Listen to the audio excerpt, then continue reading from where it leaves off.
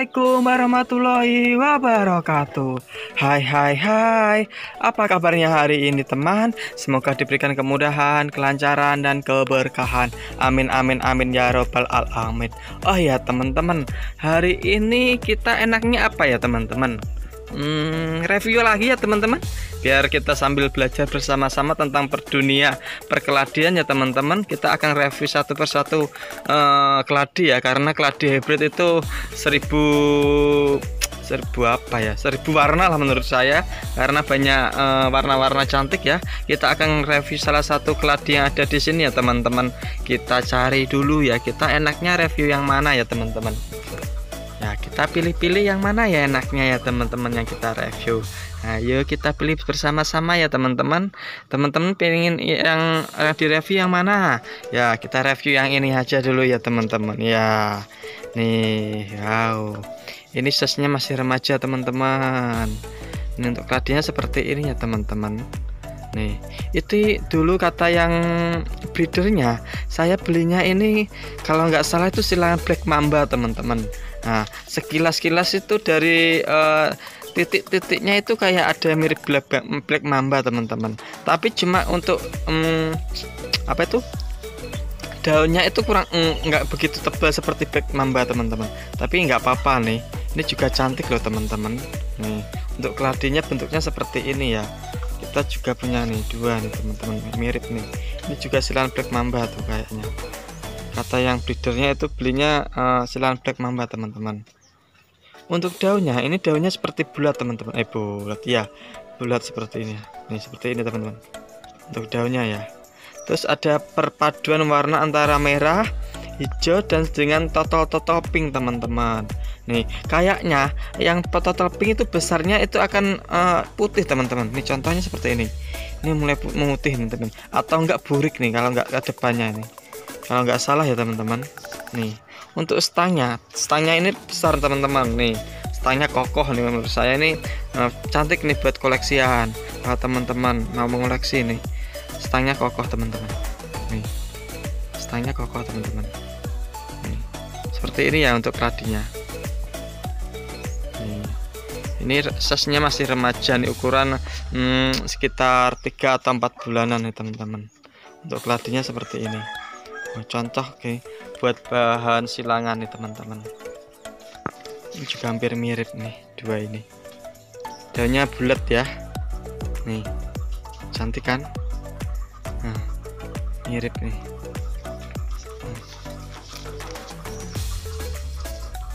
Terus untuk masalah media tanam ya, media tanamnya pakai apa toh mas? Nah, ya untuk media tanam di daerah saya itu dataran rendah ya. Jadi kita setiap daerah itu biasanya media tanamnya itu beda-beda ya teman-teman. Jadi jangan buat pacuan. Nah kalau saya intinya media tanam semuanya itu bagus menurut saya teman-teman.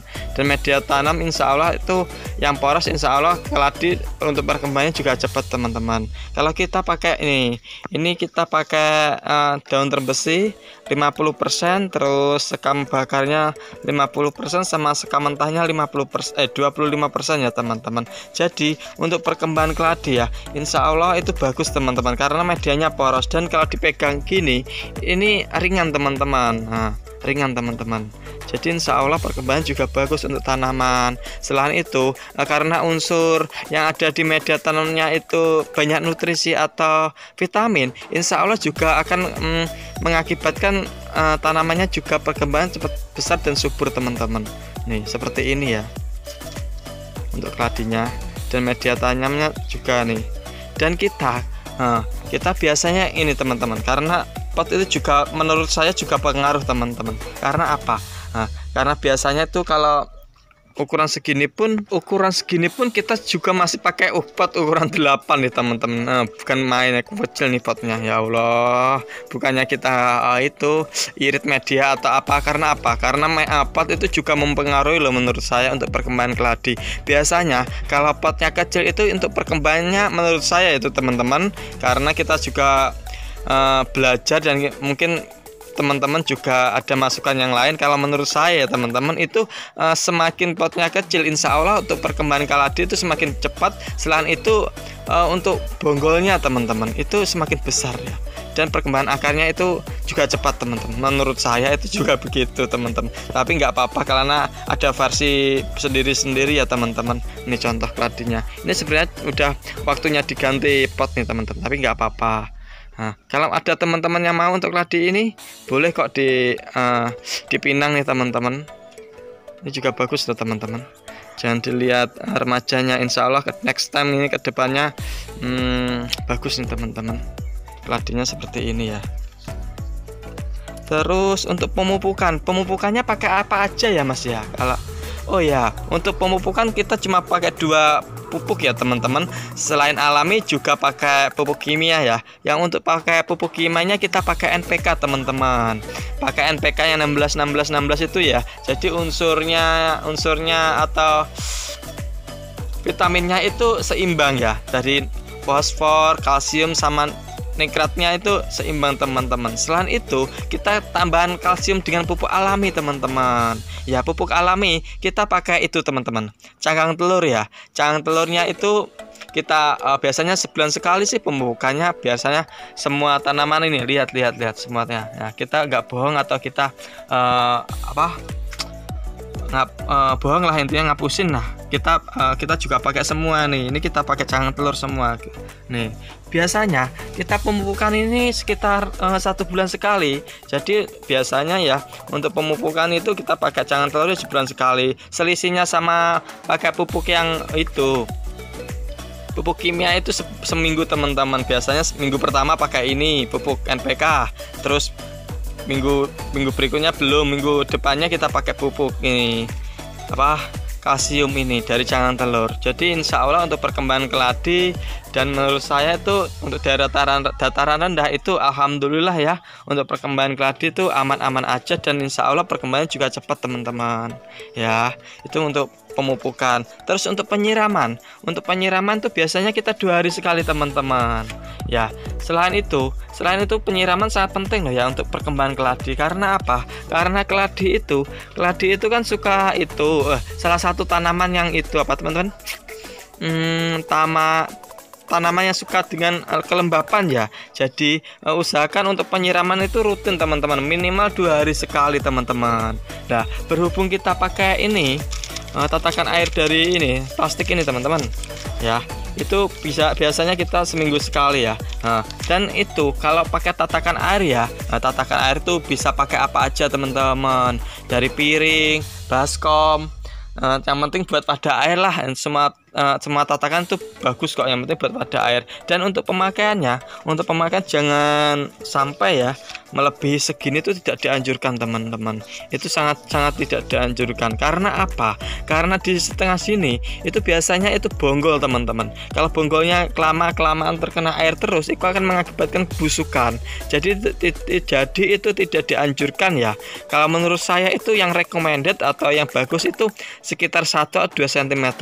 Nah, segini udah cukup teman-teman ya. Untuk contohnya seperti ini teman-teman nih. Karena apa? Karena untuk melembabkan medianya aja itu lebih dari cukup ya teman-teman. Nih, untuk keladinya seperti ini. Terus untuk sinar matahari ya teman-teman, karena semua tanaman dan makhluk hidup itu butuh sinar matahari, dan karena di dalam sinar matahari itu mengandung vitamin yang sangat bagus untuk semua makhluk hidup ya, terutama tanaman ya. Kaladium juga butuh kan ya. Karena apa? Karena nanti kalau keladi kekurangan simat itu biasanya itu stangnya itu teman-teman, stangnya itu memanjang, terus daunnya itu mengecil, dan biasanya letoy teman-teman. Letoy apa? Letoy ya kayak gini nih. Nih contoh keladinya kurang simat nih, contohnya seperti ini teman. Tapi nggak apa-apa, mungkin ini salah satu keladi yang kekurangannya di stangnya teman-teman. Jadi mengakibatkan seperti ini teman-teman. Nih kurang menurut kurang itu teman-teman, kurang tegak atau kekar lah menurut saya untuk stangnya. Perbedaannya teman-teman, sama-sama remaja stangnya beda nih besaran yang ini teman-teman. Ini hybrid juga loh teman-teman ya. Selain itu sinar matahari itu sangat bagus loh ya teman-teman. Jadi usahakan kalau punya keladi itu kasih sinar mataharinya dari jam 7 pagi sampai jam 11 itu lebih dari cukup ya teman-teman. Jangan sampai full sun ya. Karena apa? Karena nggak semua keladi itu suka dengan sinar matahari teman. Jadi lebih baik usahakan itu dari jam 7 sampai jam 10 itu lebih baik lah teman-teman. Menurut saya seperti itu teman-teman. Ya, selain itu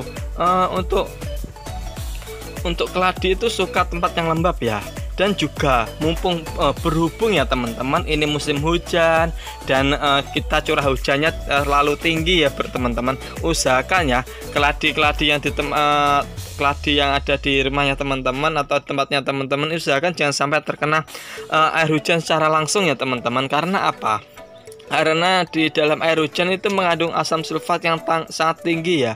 Itu biasanya kalau hujan terus terik panas, hujan lagi, panas lagi, jadi suhunya itu enggak seimbang, jadi mengakibatkan daunnya nanti ini itu bisa mengalami teman-teman, mengalami kegosongan teman-teman, kegosongan. Terus apa itu contohnya seperti ini teman-teman, nih gosong nih, hitam-hitam nih teman-teman. Itu enggak dianjurkan ya teman-teman, itu enggak, menurut saya itu akan mengalami kegosongan, terus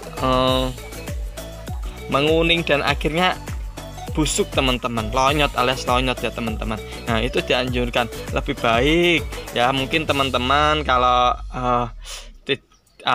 gak ada ruangannya, itu juga pakai ini teman-teman, pakai disungkup aja lebih baik kalau keladinya masih kecil-kecil. Selain disungkup itu mengakibatkan keladinya cepat besar dan bagus, keladi kalau disungkup itu menurut saya salah satu recommended loh teman-teman. Karena apa? Biasanya kalau keladi disungkup atau itu disungkup ya, itu akan itu teman-teman mengakibatkan selain daunnya cepat subur dan menor, terus kelembapannya terjaga, dan biasanya untuk perkembangannya itu lebih cepat teman-teman disungkup daripada nggak disungkup. Kalau saya teman-teman tempatnya buka atau menghindari sinar hujan ya terus menerus, itu bisa disungkup nggak apa-apa untuk yang baby. Cuma kalau disungkup jangan sekali-sekali dibuka ya teman-teman. Contohnya seperti ini loh teman-teman, nih daunnya terbakar. Karena apa? Karena kelamaan disungkup terus dibuka, jadi dia kan adaptasi tempat lain. Usahakan kalau setelah dibuka kayak gini, usahakan di tempat yang teduh dulu aja teman-teman. Supaya apa? Supaya keladinya itu lebih sehat lagi, terus dia bisa beradaptasi dengan tempat yang baru, dan insya Allah nanti untuk kedepannya daunnya nggak akan terbakar. Kalau saya sih sarankan seperti itu teman-teman, itu lebih bagus kalau disungkup ya, untuk menghindari sinar matahari ya, curah hujan yang tinggi ya, itu lebih bagus teman-teman ya. Terus lanjut next ke pembahasan ini ya teman-teman. Nih mungkin ada yang ditanyakan atau ada teman-teman yang punya keladi ini hampir mirip-mirip ya, karena hibrid ya. Ini hibrid itu keladinya hampir mirip-mirip juga teman-teman. Mungkin ada yang sudah mirip seperti ini, yang sudah dewasa, ada teman-teman yang punya, bisa di komen ya teman-teman di bawah ini. Insya Allah secepatnya kami balas teman-teman. Nah, mungkin dan juga bisa buat referensi untuk teman-teman juga ya untuk perkeladian ya teman-teman. Kalau ada yang minat untuk keladi-keladinya, insya Allah sebagian ini kami jual teman-teman. Kalau ada yang 1 atau 2 itu kami jual kok. Nggak semua kita hobi ya juga apa teman-teman, buat apa? Buat perawatan kita juga pakai dana teman-teman. Maka dari itu sebagian ya kalau koleksinya double seperti ini ya, contohnya seperti ini, salah satunya juga kita jual kok. Tenang aja, kalau teman-teman minat ya langsung di komen aja, nggak apa-apa. Insya Allah secepatnya kami fast respon teman-teman ya. Mungkin cukup sampai di sini ya teman-teman untuk pembahasan keladi hybrid ini yang bertotal warna pink putih ini, dan semoga bermanfaat ya teman-teman, dan semoga teman-teman semakin banyak ya pecinta keladi, dan semakin perkeladian itu semakin banyak ya yang mempopulerkan ya teman-teman. Karena ini perkeladian masih jarang-jarang yang tahu ini tanaman apa, karena kok banyak warna-warni. Ini sebenarnya juga keladi teman-teman, karena keladi itu selain warna-warni cantik, warnanya itu loh yang bikin ketagihan teman-teman. Ada merah, kuning, hijau, di langit yang biru lah, intinya seperti pelangi-pelangi itu ya teman-teman ya. mungkin cukup sampai di sini untuk pembahasan keladi ini, dan semoga bermanfaat ya teman-teman. Jangan lupa like, komen, dan subscribe ya teman-teman. Semoga channel ini semakin berkembang dan kita semakin bermanfaat ya untuk membahas semua tanaman, terutama dunia perkeladian, dan semoga teman-teman nyalakan loncengnya, jangan lupa.